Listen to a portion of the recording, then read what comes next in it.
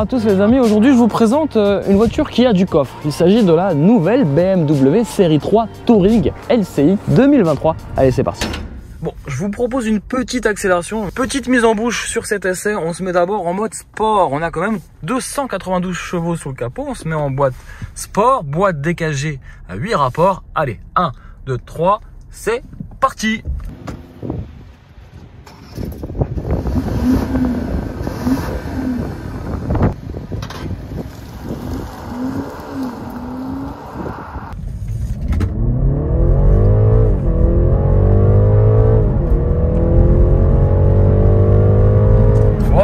Bien sûr, nous sommes sur route fermée, donc en toute sécurité. On a pu voir les capacités d'accélération de cette série 3 de Touring et bien sûr le freinage qui manque un petit peu de mordant. Forcément, on approche la barre des 2 tonnes sur la balance pour ce break hybride.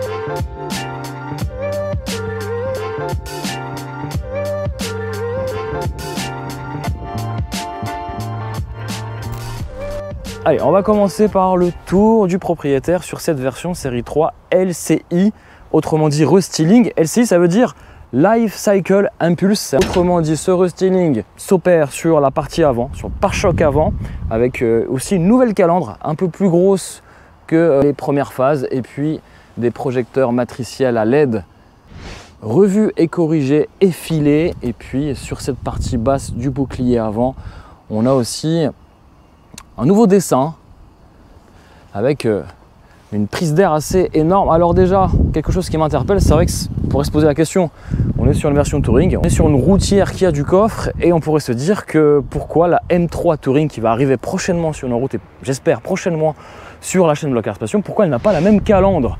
Donc des modifications légères sur la partie avant.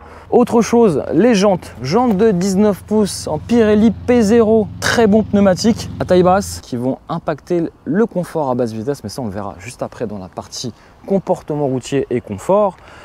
La particularité de cette hybride, c'est forcément sa trappe située à l'avant gauche qui permettra de charger la batterie de 12 kWh en à peu près 3 heures, 4 heures. Elle adopte un chargeur embarqué de 3,7 kW, c'est peu, et ça impacte du coup la durée de chargement. Et avant de passer sur la partie arrière, je vais vous montrer l'intérieur parce que je trouve qu'il est absolument bien réussi. En tout cas, cette config est magnifique et contraste avec la couleur grise intérieure, extérieure, teinte cognac avec ses sièges M Sport de très bon goût. Bref, on va voir ça juste après la présentation extérieure. Regardez aussi les clés, je les ai mises là, avec la petite référence au gène sportif. On verra ça l'intérieur tout à l'heure. Vous avez vu que la différence par rapport aux anciennes générations, là cette version restylée possède un écran incurvé de qualité. On verra si c'est bénéfique ou pas pour cette série 3 Touring. Allez, on passe sur la partie arrière. Ce break, pas break de chasse, mais cette version Touring de la série 3 offre finalement des capacités de volume de chargement intéressantes. Et moi, ce que j'adore sur toutes les versions Touring chez BMW, c'est la lunette arrière qui s'ouvre directement pour piocher et aller chercher le câble sans ouvrir le coffre. Ça, c'est plutôt pratique. Attention quand même à pas la casser. En termes de mensuration, on est sur des mensurations d'une berline classique, 4,71 m de long, 1,81 m de large. Alors le restyling s'opère partiellement sur la partie extérieure avec des boucliers arrière revus et revisités. Ici vous pouvez le voir, on a 2 petits pots d'échappement qui sonnent plutôt bien. Et un gros diffuseur en plastique noir laqué. Je préfère vous prévenir, en termes de configuration, on est sur un prix qui avoisine ici les 79 000 €. On a pas mal d'options. De base, cette série 3 en version hybride 330e vaut autour des 60 000, 62 000 €. Il faudra rajouter quelques milliers d'euros pour la version X-Drive, la version transmission intégrale. On a le Shadowline qui permet d'avoir des entourages noirs laqués plutôt que chromés. Et puis là, vous avez des feux qui ont été légèrement étirés, revisités. Et les changements sont très subtils sur cette BMW série 3 G21, notre code pour ce break de 2023. Alors les amis, je voulais savoir déjà un petit peu quel est plutôt berline, break ou SUV, dites-le moi un petit peu en commentaire. Et si on est sur un break qui ne manque pas de coffre, puisque c'est ça aussi son utilité, ça sera une voiture qui permettra de charger du volume de coffre. Voilà, Bon, la surprise, c'est que vous allez pouvoir charger votre coffre. Vous avez à peu près 410 litres de volume de chargement. Elle perd 90 litres puisque, je vous le rappelle, il s'agit d'une version hybride. Donc, la batterie empiète beaucoup sur le volume de coffre et sur le réservoir puisque celui-ci, situé à l'arrière droit, fait seulement 40 litres. Vous allez voir qu'il y a un impact sur l'autonomie totale qui avoisine les 500 km. Bon, pareil, ici, vous pouvez aussi rabattre la banquette arrière en deux parties. Plancher plat, c'est pratique quand vous voulez faire du chargement. Ici, vous avez de quoi ranger les câbles électriques. Vous avez aussi, hop, un autre rangement, hop, par là. Un autre cache qui permettra de ranger d'autres choses. Le petit rideau pour occulter le coffre. Et en termes de finition M Sport, 3850 €. Vous avez ce joli gris Skycrapper Grau métallisé à 1090 €. Faut savoir 13 000 € d'options quand même, hein. Ça commence à faire cher, hein. Bon, une fois qu'on a vu les prix, on va quand même faire un petit focus sur ses concurrentes. Et les concurrentes, ils sont peu nombreuses, hein, sur ce marché des breaks premium, puisqu'on aura bien entendu la Mercedes classe C300E hybride, hein, qui possède, je vous le rappelle, une batterie doublement supérieure et une autonomie qui fait partie de la référence du marché. On aura bien entendu aussi l'Audi A4 version break qui n'existe pas en version hybride malheureusement, et puis on aura aussi la Volvo V60 T8 qui elle est beaucoup plus puissante mais qui présente aussi quasiment les mêmes niveaux de sobriété. Alors on va voir le moteur, hop, on tire deux fois, on va voir qu'est-ce qui s'y cache. Bon, allez, on ouvre le capot moteur de qualité, enfin cache moteur de qualité. Bon, cela dit, plus sérieusement, on est sur un moteur 2 litres, 4 cylindres, thermique qui fait, lui, à lui tout seul, 184 chevaux. Rajoutez à cela l'aide et l'accompagnement électrique du moteur qui fait, lui, 109 chevaux. On a une puissance cumulée de 292 chevaux et à peu près 420 Nm de couple cumulé. Ça, c'est important. Ça sera important pour les relances, ça sera important aussi pour les accélérations et ça sera important aussi, bien sûr, pour l'efficience et les consommations qui seront beaucoup plus basses avec ce moteur électrique. Transmission intégrale X-Drive, on verra ce que ça fait.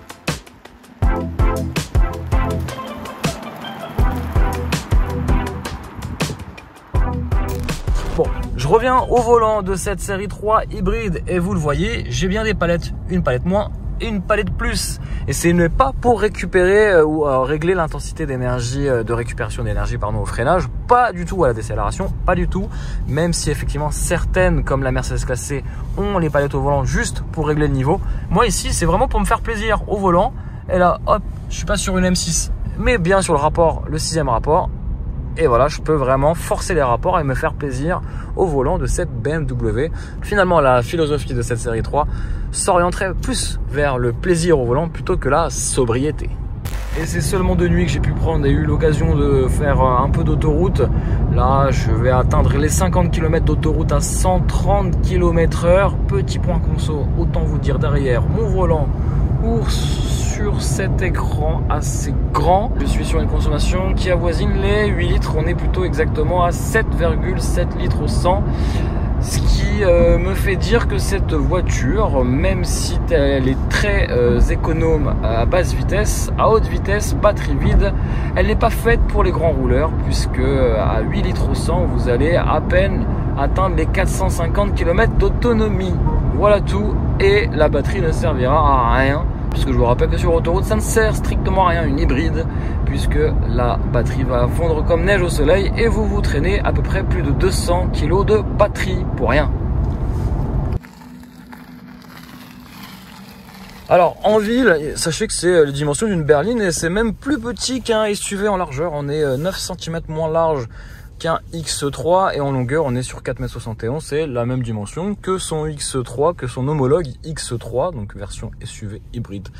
En termes forcément de confort en ville, il y a des petits dodanes, alors c'est ferme, légèrement ferme si vous voulez, avec ces pneumatiques et ces jantes de 19 pouces, des pneumatiques où vous pourrez rouler à plat, donc forcément ça limite le confort à basse vitesse, mais je dois vous dire qu'en termes de confort au global c'est très satisfaisant et c'est surtout l'insonorisation qui est vraiment aussi satisfaisante puisqu'on a effectivement une option dans un pack compris qui fait qu'on a un vitrage d'insonorisation spécifique. Je sais pas si c'est les bons termes, mais en tout cas vous m'avez compris. Bref, c'est silencieux à bord. Et d'autant plus quand on roule en 100% électrique en ville, en zone ZFE. Bon ça y est, je suis content, j'ai trouvé une borne libre pour charger mes 12 kWh de batterie, estimant que je puisse rouler en électrique environ 40 km. Allez, exploit réussi, je vais brancher. Voilà, rendez-vous dans 3h30, 4h de charge. Ça y est, c'est l'heure. Alors je pense pas qu'elle est chargée à fond, hein, parce que j'ai attendu à peu près... on va voir, j'ai suspendu la charge. On va voir le résultat à l'intérieur. Allez, on range le câble dans la voiture. Alors j'ai une petite trappe ici que je peux mettre le câble, mais bon, vous me connaissez. On ferme. Et on va voir à l'intérieur. Alors j'ai rechargé à 82%, il me semble. Petite animation sympathique. Voilà. Et voilà, je suis à 80% et j'ai 37 km, donc je pense que je peux atteindre à 100% 40 km d'autonomie pour à peu près 3 heures, 3h30 de charge. Alors, il faut savoir, petit point négatif sur cette série 3 hybride Touring, c'est que le chargeur embarqué ne fait que 3,7 kW. Donc forcément, vous allez patienter pour recharger les à peine 40 km d'autonomie en full électrique. Ça, c'est le petit point négatif. Pendant que je patiente sagement, regardez, ça c'est le petit détail qui tue sur ce restylage. Vous avez effectivement la miniature en 3D avec l'exactitude du clignotant gauche, droit, gauche, tac, on peut s'amuser, on freine, bref, j'aime bien, je m'amuse avec. Bon, regardez, petite mise en situation hein, de cette version hybride, regardez. Voilà, forcément on est en mode propulsion électrique. Donc là il n'y a que l'arrière qui traîne, qui propulse la voiture. Mais je vous rassure, il s'agit bien d'une transmission intégrale X-Drive. Donc une transmission quasiment intelligente. Et là regardez, ah ça c'est beau. Petite Maserati Ghibli Q4 avec cette sonorité. On a même un tunnel, donc on va voir tout ça. Pendant que je vous parle de ça, vous avez la... Bon, on va faire le traditionnel point consommation à bord de cette série 3 Touring hybride. 8 litres, c'est la consommation depuis que cette chère série 3 est sortie d'usine. Elle a 2000 km au compteur. Et sur ces 2000 km, il y a à peu près 400 km qui ont été effectués en électrique, donc tout une consommation assez élevée puisque la plupart de son utilisation, l'hybride et la partie électrique n'a pas été sollicitée. En revanche, si vous êtes un bon élève comme moi, puis la dernière charge que j'ai pu faire, et donc sur 42 km, je suis à 6,4 litres au 100. Et c'est vrai que l'hybride c'est un peu tout et n'importe quoi en termes de consommation, tout dépendra de votre utilisation au quotidien. Mais c'est vrai que si vous voulez l'utiliser au quotidien avec des trajets en full électrique, ils seront limités à 40 km. Si, j'oubliais, en termes d'autonomie très important, il faut savoir que cette série 3 Touring n'est pas un diesel, donc ce n'est pas fait pour les gros rouleurs. Je m'explique, puisque déjà au-delà des consommations un peu plus élevées que le diesel bien sûr, en consommation mixte, sur autoroute, inutile d'utiliser la batterie, je vous conseille plutôt d'appuyer sur ce petit bouton là, le bouton Hold Battery, je sais pas si je le dis bien, le bouton hop, ce qui s'affiche, voilà, batterie hold, pardon. Ça va permettre de garder, si vous voulez, préserver la charge de la batterie. Donc elle ne va pas se dépenser sur des phases d'accélération. Et en revanche, vous pourrez cumuler lors des phases de freinage. Pour revenir sur la partie autoroute, vous allez vous traîner une charge de batterie à peu près de 200 kg, voire un peu plus avec tout le système. Et puis donc on va atteindre pratiquement les 2 tonnes. On est à 1960 kg sur ce véhicule. Et surtout, en consommation, en autonomie totale sur autoroute, on sera péniblement autour des 500 km, 550 si vous avez un parcours mixte entre route et autoroute et ville, mais ne comptez pas dépasser les 600 km à bord de ce break malheureusement. Alors pour revenir moi sur mes trajets, sur 100 km avec une seule charge, je fais à peu près du 3-4 litres au 100 km en ne prenant surtout pas l'autoroute, uniquement des petites voies rapides à 110, mais principalement des voies à 80-90 pour justement maintenir des consommations faibles. Voilà, vous savez tout sur les consommations de cette série 3 Touring hybride 330e. Hop, bon. Bonne nouvelle, 47 km d'autonomie, ça c'est mon record hein, à bord de cette série 3 hybride. Regardez le petit détail qui tue sur ce visuel, regardez, je bouge les roues, je mets les warnings, bref, c'est assez sympa. Ça sert pas vraiment à grand chose, mais ça permet de mettre en lumière un petit peu cette série 3. J'aime bien, je suis un vrai gamin quand je vois ça. Et on peut même mettre les pleins phares. Moi je vais peut-être le faire, regardez, attendez, je vais le faire, j'éteins. Mets les pleins phares. 46 km d'autonomie, ça potentiellement c'est le max que je pourrais atteindre en flux électrique. Regardez la petite astuce, je désactive la climatisation. Bon, rien ne se passe. En revanche, je ferme et je coupe la ventilation. Je passe de 46 à 50 km d'autonomie. Donc la vraie promesse c'est 50 et non 40. Faire le plein. Station essence bien sûr, regardez ce petit chiffre, là vous le voyez, hop, 512 km avec un réservoir de 40 litres, ça c'est à condition que vous ne fassiez pas d'autoroute. Donc effectivement c'est un peu le point négatif hein, de cette série 3 330e hybride, c'est l'autonomie sur la partie thermique et électrique, puisqu'en cumulé on est autour des 550 km maximal. Donc au maximum, vous ferez 550 km à condition de ne pas emprunter les autoroutes. Voilà, j'en ai terminé pour la partie consommation. On passe à la suite de l'essai.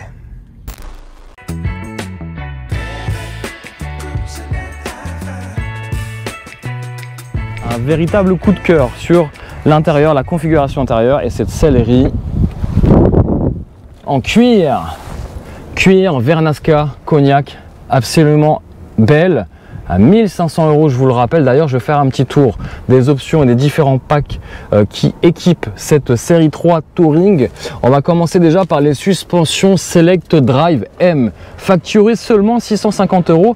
Elles offriront une polyvalence très agréable et très appréciable au volant hein, de cette série 3, à la fois confortable de par ses sièges et aussi sportive.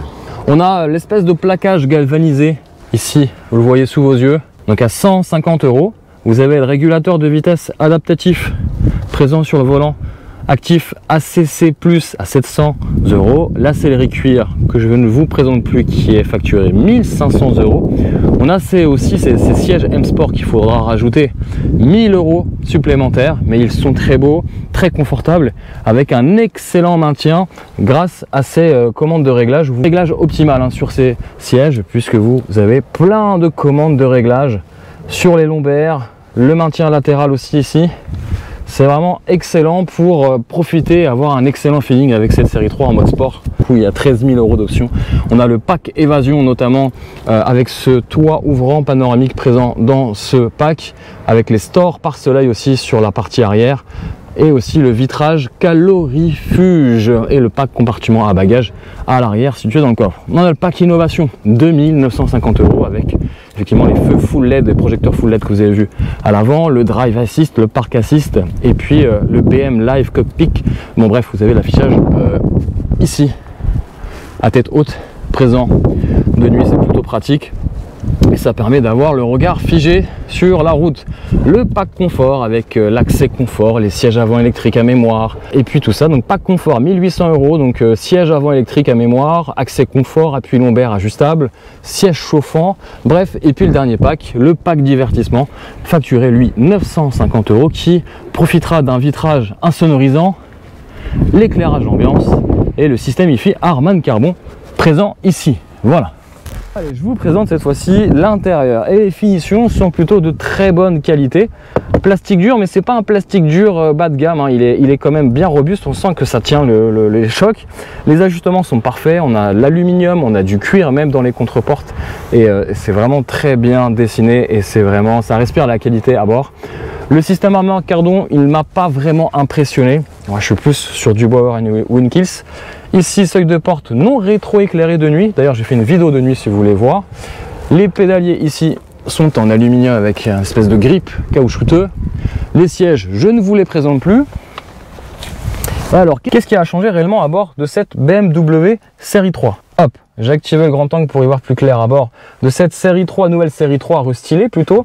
Alors, on a un intérieur, hein, je vous le disais, très bien fini, avec une très bonne qualité. Le volant M Sport, bon, effectivement, je vais vous refaire une redite. Je préfère clairement le nouveau volant du X1 M Sport, qui est vraiment très beau, l'un des plus beaux. En tout cas, celui-ci ne démérite pas puisqu'il est de qualité. On a un beau cuir, même ici sur la partie centrale, on a toutes les commandes au volant, aussi bien sur la partie infodivertissement que sur la partie régulateur de vitesse, etc., etc. Là où ça change, et vous l'avez vu, c'est derrière le volant. Ici, vous avez un grand écran incurvé. En fait, finalement, il y a deux écrans énormes, contrairement aux anciennes générations de première phase où vous aviez encore des compteurs entre guillemets analogiques, et surtout là cet écran reprend celui des nouvelles BMW comme le nouveau X1. Regardez, petite particularité, on le voit pas forcément, mais l'écran est légèrement orienté vers le conducteur. Je vous rassure, le passager pourra quand même tendre la main s'il a une longue main et naviguer sur l'infodivertissement. Heureusement, ils ont conservé la molette, chose qui n'est pas le cas sur le BMW X1, et vous étiez déjà beaucoup déçus à ce que BMW enlève la molette. Ah oui, non. Donc bonne chose, la molette est conservée dans cette série 3. Le sélecteur de vitesse a été revu et corrigé, donc il prend un peu moins de place et esthétiquement il s'intègre bien sur cette partie-là. Ici vous avez, pour les plus jeunes d'entre vous, toutes les aides à la conduite qui sont désactivables. Vous avez aussi la possibilité de maintenir la charge de la voiture. Vous ne pouvez pas la recharger avec le moteur, mais vous maintenez la charge existante sur la batterie. Le mode sport qui est clairement fait sens sur cette voiture. Le mode hybride, forcément c'est une hybride, donc vous allez conjuguer le meilleur des deux mondes. Et puis le mode électrique pour tous ceux qui veulent rouler en zone ZFE. Et puis l'auto hold, c'est le frein de parking automatique, ici désactivable. Je reviens sur cet écran.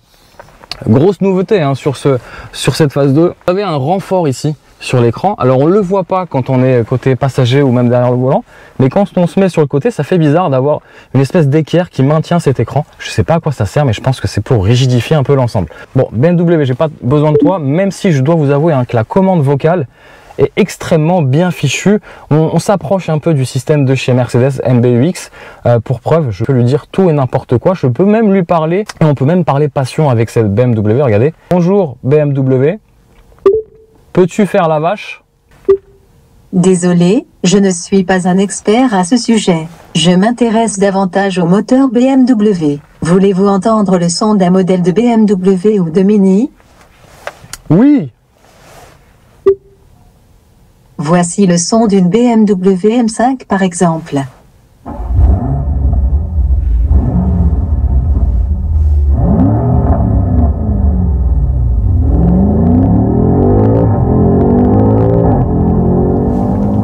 Merci BMW, on s'y croirait, hein, une M5 dans une série 3 hybride, incroyable. Merci BMW, donc c'est pour dire, on peut tout lui demander, on peut même demander au passager qu'elle réchauffe son siège, on peut changer l'éclairage d'ambiance intérieur. Non, honnêtement, BMW c'est clairement mis à jour technologiquement parlant, et ça plaira à certains et un peu moins à d'autres, puisque j'ai vu certaines critiques déjà sur les écrans, trop d'écrans, etc., etc. Bref, en tout cas, BMW était obligé de se mettre à jour, et je trouve que l'intérieur est vraiment de qualité. Regardez, c'est très beau, les plaquages sont parfaits, les ajustements sont parfaits. Même ici sur cette partie, vu qu'on a pris une sellerie cuir cognac, vous avez aussi ces plastiques couleur cage en cuir, et donc ça participe finalement au côté premium de cette série 3, et honnêtement bah c'est une très bonne note à bord. Donc vous avez ici un écran qui change, qui est paramétrable en fonction des modes. On peut mettre le mode sport. Ici, vous le voyez, vous avez le mode hybride, vous avez le mode électrique, et à chaque fois, l'écran derrière le volant va changer. On pourra aussi configurer différents templates, différentes zones d'information. On peut mettre la carte derrière. Ça change effectivement un peu plus. Et au côté technologie, cette BMW série 3 se met à jour par rapport à ses concurrentes et se met carrément au niveau d'une Mercedes. Bon. Je ne vais pas vous faire la démonstration navigation, il faudra un temps d'habitude. C'est vrai que c'est toujours sympa de voir sa voiture, mettre les warnings, regardez c'est sympa, on peut mettre les pleins phares. C'est un petit peu gadget pour certains, mais en tout cas ça mérite d'exister. Au côté rangement en tout cas, on a de quoi ranger deux bouteilles, on peut recharger son portable ici, on a une prise ici USB, mais on a aussi l'USB-C à l'arrière. Donc un petit rangement à l'abri des regards. Et puis pareil, on n'a pas oublié les boutons physiques ici avec ce bouton de réglage de volume sonore. Et puis là par contre, petite fausse note, c'est plus des boutons, c'est comme une dalle. Alors c'est pas tactile, mais c'est une dalle. Et c'est un seul morceau de plastique, regardez ça bouge un peu. C'est un peu bizarre, mais en tout cas c'est parfois réactif, parfois moins. Seule petite fausse note à bord. En termes de rangement, on a aussi une petite boîte à gants. Ok, et puis de quoi ranger quelques petites bouteilles ici dans les portières, le réglage des sièges électriques à 2 mémorisations. Ici vous avez le déverrouillage et le verrouillage de l'auto, et ici en bas dans la portière vous avez de quoi ouvrir une trappe à essence et le coffre à distance sans bouger de votre siège. Ça, c'est pas la classe. Bon, petit point de détail sur ces sièges. Alors c'est vrai qu'ils sont super beaux, très confortables, un moelleux sur le cuir, mais alors c'est vrai que vous pouvez pas. Alors je me pose la question quand même par rapport à la forme du siège. Mais on dirait qu'il n'est pas possible de régler l'appui-tête. Bon, c'est un petit détail, moi ça m'a pas gêné, mais en tout cas si vous avez la réponse, n'hésitez pas à me le dire en commentaire.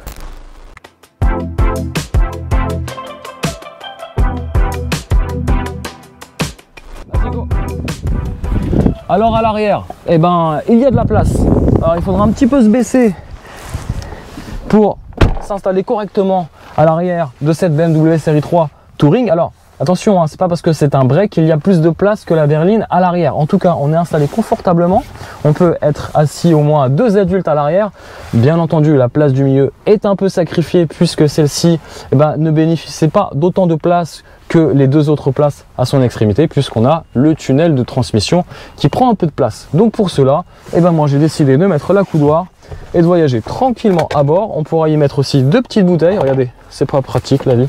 C'est ça le premium chez BMW.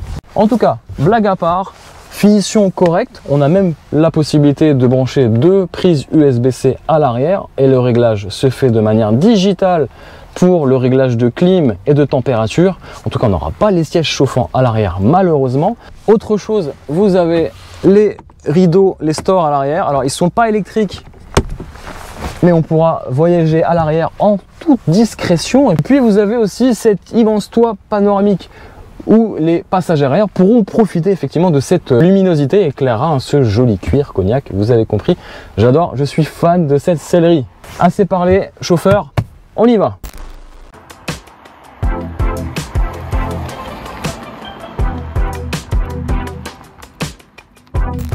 C'est parti. Bienvenue à bord. Particularité, c'est que les démarrages se font en silence. C'est très agréable. Bon, pour ça, pour profiter du silence, il faudra une bonne insonorisation et c'est le cas sur cette série 3, en tout cas, insonorisation premium. En termes de comportement routier, confortable, oui, sportive, oui, étonnamment soit-il pour une hybride. Pourquoi? Tout simplement parce que le châssis, la boîte, le moteur et même les suspensions avec l'option Select Drive permettent finalement de façonner, de rendre plus polyvalente cette série 3, à la fois confortable, oui, à condition peut-être pas forcément d'opter pour des jantes de 19 pouces avec ces fameux pneumatiques taille basse qui vont peut-être taper un peu plus à basse vitesse. Sinon, au-delà de ça, elle reste confortable, ça reste une grande routière.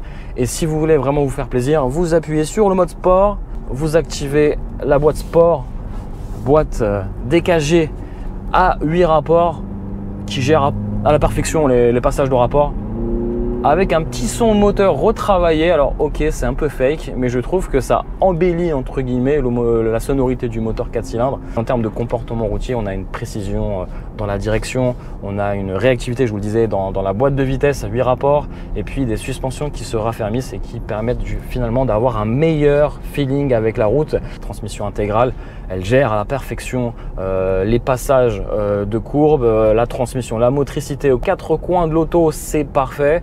Et tout ça avec un vrai plaisir au volant. Beaucoup moins en tout cas de reliques sur un SUV que sur un X3. Donc meilleure sensation de conduite honnêtement. Et puis c'est vrai que on a envie de l'essayer, la M3 Touring. Bon, j'ai activé le mode sport, c'est vrai qu'on a envie de se faire plaisir. Et les relances sont instantanées grâce à la batterie. On atteint les 100 km/h en 5,9 secondes, c'est quand même pas mal pour un break familial. Pour les papas pressés, ça risque de vous plaire. Et c'est vrai qu'en termes de réactivité, on a même ici les palettes au volant ne servent pas à régler l'intensité de récupération d'énergie. Non, non, elles servent tout simplement à descendre d'un rapport. Alors, honnêtement, c'est vrai que si vous prenez cette série 3, c'est pas forcément pour sa sobriété, c'est plutôt pour son plaisir de conduite et occasionnellement rouler en électrique en ville. Mais c'est vrai que là, les ingénieurs ont plutôt misé sur ouais, le plaisir de conduite, hein, clairement. Malheureusement, parce qu'il y a des points négatifs, ça va se faire ressentir en termes de consommation. On est sur des consommations beaucoup plus élevées que la Mercedes classe C hybride C300E et on est sur une autonomie presque divisée par 2 par rapport à la Mercedes. Mais on a 2 fois plus de plaisir et 2 fois plus de sensations à bord. Bravo BMW pour ce petit plaisir à bord d'un break familial hybride pour la bonne conscience. Mais honnêtement, c'est un vrai régal. Et puis la densité sur la pédale de frein est beaucoup moins spongieuse que sur la Mercedes, plus agréable. En tout cas, j'ai la chance de pouvoir comparer ces deux véhicules parce que ça fait quelques semaines que j'ai pu essayer aussi la Mercedes et je dois vous dire qu'il y a vraiment une différence flagrante entre ces deux voitures, différence de philosophie clairement. On sent que BMW est là pour la passion. Voilà. Même à monter, ça réagit, regardez.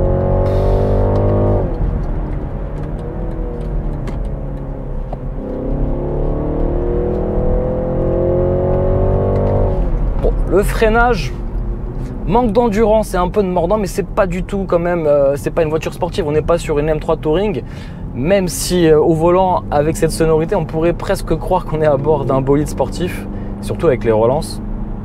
J'ai oublié la vitesse maximale, très important pour un break de chasse. On est sur à peu près 230 km/h en vitesse de max. Donc c'est bien sûr des exploits réalisés sur route allemande Autobahn. Et moi je vais me remettre vite en électrique parce que je vois les consommations qui grimpent à pratiquement 9-10 litres au 100.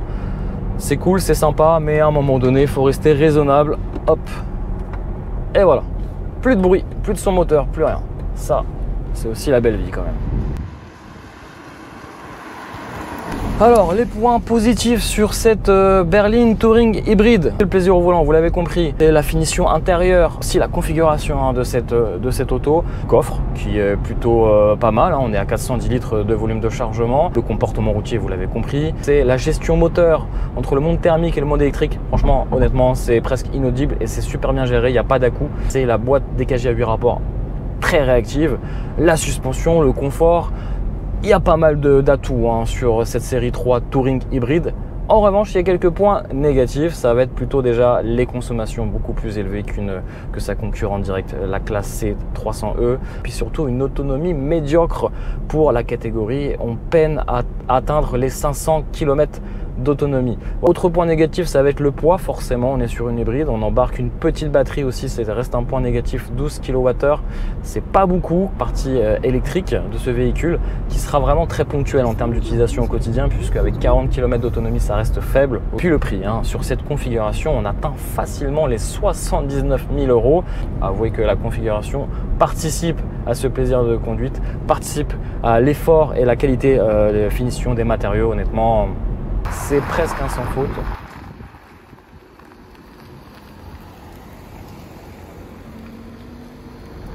Voilà les amis, j'espère que cette petite vidéo complète sur cette série 3 Touring hybride vous a plu. On va passer du jour à la nuit, ambiance de nuit plutôt sympathique. D'ailleurs, je vous propose d'aller regarder ma vidéo de nuit sur cette série 3 restylée, nouvelle série 3 2023. Donc n'hésitez pas à regarder cette vidéo de nuit, on fera la discussion sur faut-il choisir un break ou un SUV, quels sont les avantages pour l'un et l'autre. On a fait un petit sondage d'ailleurs sur Instagram et sur YouTube. Donc ça sera une vidéo assez sympa à regarder tranquillement au fond de votre canapé. Moi je suis assis aussi tranquillement et confortablement à bord de cette série 3 Touring. J'espère que ça vous a plu. Hop, ça y est, on allume la lumière pour y voir plus clair. Pardon, excusez-moi. Bon, en tout cas, j'espère que ça vous a plu. Le petit pouce, la force dans cette vidéo pour qu'on continue encore avec Cyril à faire des contenus de qualité sur la chaîne Vlog Cars Passion. Et n'hésitez pas à donner vos avis avec bienveillance, bien sûr, dans cette vidéo, dans les commentaires de cette vidéo. Et moi, je vous dis à très vite pour de nombreuses aventures en vidéo, bien sûr, sur la chaîne Vlog Cars Passion. Abonne-toi si ce n'est pas le cas. Allez, ciao, ciao!